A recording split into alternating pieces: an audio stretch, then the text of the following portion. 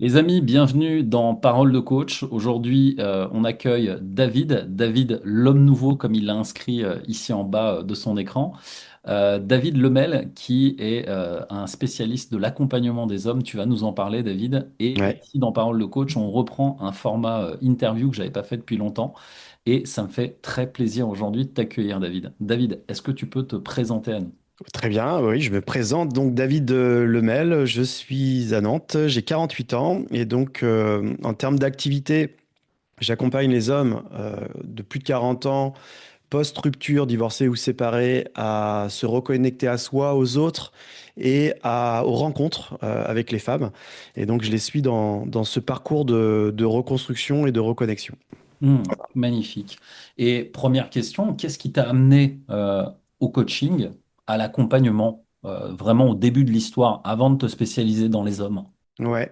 Alors, j'ai un parcours de dirigeant de société de conseil spécialisé dans l'intelligence collective, où le coaching était déjà relativement présent, même si c'était pas exactement ça que je faisais. J'étais plutôt dans l'accompagnement de groupe, mais c'était très lié en fait.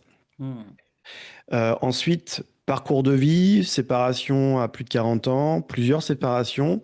Je Hmm. me suis intéressé à voilà, la psychologie des femmes, aux dynamiques relationnelles hommes-femmes, Hmm. et ce qui m'a donné donc, envie d'aller sur ce terrain, enfin, sur le terrain de l'accompagnement des hommes, euh, Wow. et dans cette configuration post-rupture. Et c'était quoi le déclic? Parce qu'il y a forcément eu un moment où tu dis, là, c'est bon, c'est là, j'y vais, ça, c'est mon truc. Est-ce qu'il y Ouais, a eu un moment comme ça? le déclic, ça a été de me dire, j'ai accumulé un certain nombre de connaissances à l'époque, c'était sur les applications de rencontre. Je dis l'époque, c'était il y a 4 5 ans, donc c'est pas si vieux que ça, mais et donc moi, quand je fais un truc, je suis à fond. Et donc, voilà, j'ai travaillé mon profil, j'ai fait beaucoup de photos, etc. J'ai testé plein de choses. Et puis, je me dis, tiens, en ayant acquis cette expérience, il est peut-être probable que ça intéresse d'autres. Voilà. Et donc, c'est comme ça que j'ai commencé. Et j'ai commencé donc à accompagner sur les sites de rencontres. Et puis, bon an, mal an, je me suis dit, c'est un peu réducteur par rapport à la vision que j'ai des relations. Euh, les applications, c'est sympa, mais est-ce qu'il n'y a pas quelque chose de plus profond à proposer en termes d'accompagnement, et notamment au niveau état d'esprit, au niveau développement personnel? Donc, je revendique pas du tout la posture de coach en séduction, je n'aime pas ça. Moi, je me revendique plutôt coach en renouveau masculin. C'est Euh, quoi la différence entre les deux?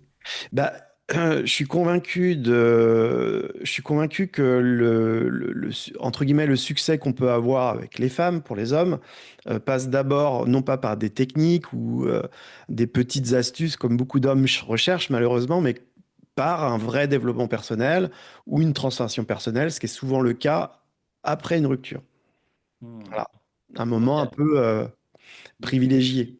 ouais, et il y a comme un shift identitaire, il se passe quoi en fait? Il y a la perte de repères, donc suite à la rupture, qui engendre inéluctablement une refondation en fait de son socle, à la fois personnel, à la fois aussi une interrogation sur qui j'ai autour de moi, et puis après à la reconnexion aux rencontres, c'est qu'est-ce que je vais donner à voir en fait, quelle nouvelle personne je vais donner à voir, euh, et voilà. J'allais continuer ma phrase, mais je m'arrête là. Bon, non, mais c'est bien comme ça. Et pour revenir un peu sur tes débuts, quand tu penses à tes débuts, c'était quoi? Ben, tu sais, il faut se lancer dans le métier, faut y aller. C'était quoi ta plus grosse insécurité ou hésitation? Je sais pas comment tu veux le voir, mais vraiment les moments où tu as eu des doutes ou de Ouais, l'insécurité. Est-ce que ouais. tu peux nous parler un peu de ça, de tes débuts? Ouais, alors ça va peut-être pas être bien original, mais j'avais un bon syndrome de l'imposteur. C'est-à-dire qui je suis moi pour dire et expliquer comment ça se passe. Donc ça a été très présent, ça l'est toujours, on va pas se mentir. Ça Mhm. revient régulièrement, même si c'est pas la peur la plus, ouais, la peur la plus présente. Mais il y avait ça, ouais. Mhm. Qui je suis, David, là, pour prétendre à conseiller les hommes. Et souvent, ce que je prends comme image, c'est l'entraîneur de tennis qui a peut-être pas gagné le Grand Chelem, mais Mhm. par contre qui revendique le fait de conceptualiser les choses, de savoir les expliquer, d'être pédagogue, de pouvoir avoir une prise de recul nécessaire sur chacun des cas qui se présentent et dire, oh, toi, tiens, tu fais de la merde, ou toi, c'est plutôt OK, et d'avoir ce recul-là nécessaire. Je pense l'avoir. Mhm. Et c'est grâce à ça aussi que tu as pu continuer à mener tes actions et à faire ce que tu fais aujourd'hui, du coup. Ouais, tout à fait. Ouais. Et là, bah, dans ce que tu fais au quotidien, à quoi ressemble ta vie aujourd'hui en tant que bah, coach en renouveau masculin? À quoi ressemble? Bah, elle se répartit entre bah, l'activité de coaching, d'accompagnement, de la livraison du programme que je propose. Et puis après, il y a tous les à côté qui ne sont pas neutres sur le développement d'un business. Donc, c'est le travail sur le marketing, le travail sur la vente, évidemment, l'acquisition en premier. J'aurais dû le citer d'ailleurs, évidemment, en premier, Ouais. enfin, qui est lié au marketing. Mhm. Et donc voilà, donc mes journées se ventilent entre toutes ces activités qui sont pour l'instant un peu plus sur ma pomme. Ouais. Donc c'est très schizophrène. Mhm. Ouais, parce il faut avoir en fait plusieurs casquettes. Et Ouais, c'est vrai qu'au début, quand tu peux pas déléguer, bah, tu es obligé de tout faire toi-même. Il y a un petit côté artisan avant de passer, tu vois, à de plus grandes échelles, quoi. exactement. Donc je suis là dans cette étape de la croissance de mon business Mhm.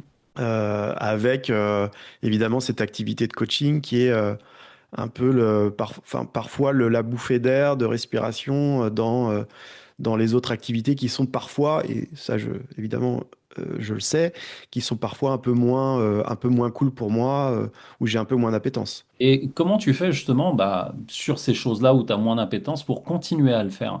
Tu sais, c'est souvent un truc qui revient dans nos métiers, c'est qu'on fait des choses effectivement en tant que chef d'entreprise, Ouais. on touche un peu à tout, quoi. Mais Mm. toi, avec bah, tout ce que tu fais au quotidien et les clients que tu accompagnes, comment tu as réussi à dépasser ça et à continuer à mener ces actions? Ouais, bah je me dis que c'est nécessaire et puis ça l'est pour justement faire ce qui me plaît.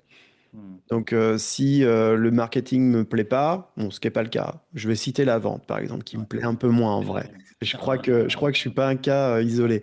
tout à fait. Bah si je vends pas, je peux pas accompagner, donc je ne peux pas faire vraiment ce que j'aime. Donc c'est une condition nécessaire et pour l'instant c'est comme ça. Ouais. Et c'est souvent, tu sais, moi j'aime bien dire, c'est souvent la différence, tu vois, entre les amateurs et les pros. Les pros font ce qu'ils veulent faire et les amateurs font ce qu'ils veulent faire et les pros font ce qui doit être fait pour Mm. l'entreprise, tu vois. Donc j'aime bien ce parallèle. Du coup, ça tombe bien que tu parles aussi de ça parce que là aujourd'hui, moi la question que j'ai, parce que c'est aussi un peu l'amour du métier qui te fait faire toutes ces actions, qu'est-ce qui te nourrit le plus dans ce métier aujourd'hui?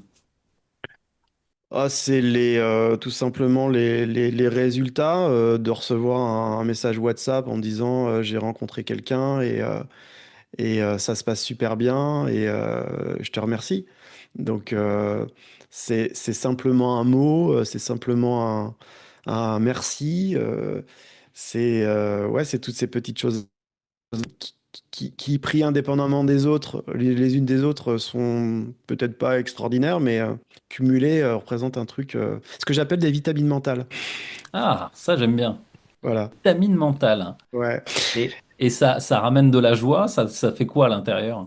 Ouais, c'est ça, c'est bah, tiens, tu dois faire un appel de vente et ça te fait un peu Ouais. chier, bah, tu vas dans ton vivier, dans ta boîte de vitamines mentales et puis t'en prends une.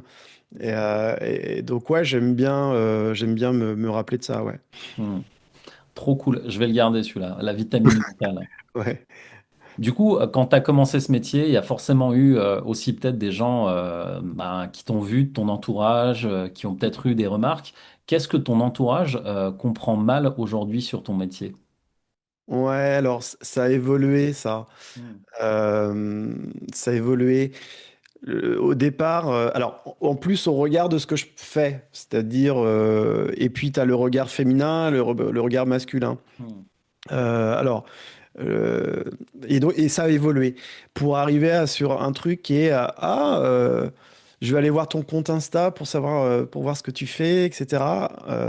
Et avant c'était plutôt j'y vais pas, je m'intéresse pas. Donc donc une certaine forme de mon côté de reconnaissance, voilà, une forme certaine de reconnaissance. Certaines. Ouais, ouais, c'est plutôt dans ce sens-là. Ouais. Et donc ça fait plaisir. Moi, ça me fait plaisir et je suis fait comme ça aussi. J'ai besoin de reconnaissance. Euh, et puis, donc ouais, une évolution.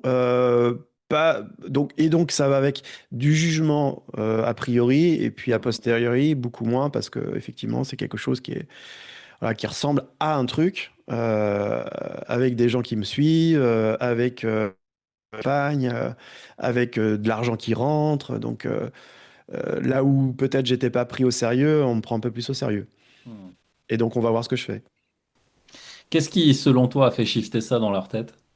Euh, Bon, il y a un vrai truc qui s'est passé, moi, déjà parlé d'ailleurs, mais c'est la collaboration avec Karine Le Marchand. Ah, waouh! Ah ouais, c'est vrai, tu Donc, peux nous en parler de ça? ouais, j'en ai pas parlé. Donc, j'ai eu cette opportunité de travailler avec elle qui s'est présentée donc on est au mois de novembre, fin novembre, là, début septembre.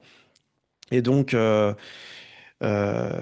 Karine, qui est à la fois évidemment animatrice télé, je pense que vous connaîtrez la personne, Ouais. j'imagine. Ils vont aller regarder sur M6, ils vont comprendre. Voilà, ouais, l'amour est dans le pré, etc.